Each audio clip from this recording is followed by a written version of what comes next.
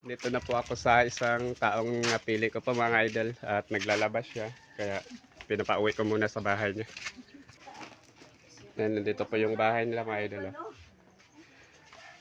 Alam niyo ba kung bakit mga idol kung napili ko siya nabigyan ng bigas mga idol kasi kamamatay lang po niya ng asawa niya. At wala pong naghanap buhay sa kanya dito. At may mga pinagpaaral pa siya na mga bata. Kaya ito.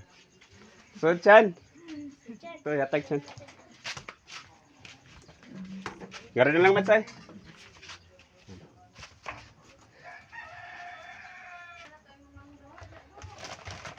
Ito po mat sa handog ng Team Aguila sa Salamat. International at pakihawak po po. Yan, mga idol.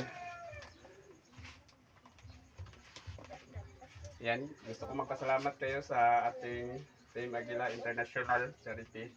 International kasi may kunting handog sila sa ating pamasko, maagang pamasko.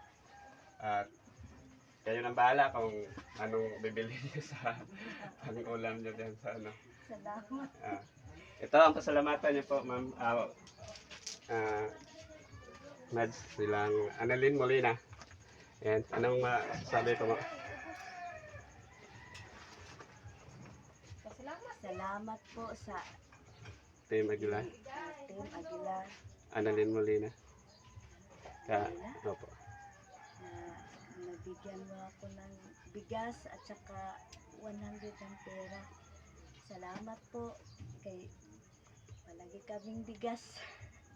Okay. Ayan, thank you mga idol at pupuntahan pa natin yung ating ibang mga kababayan dito.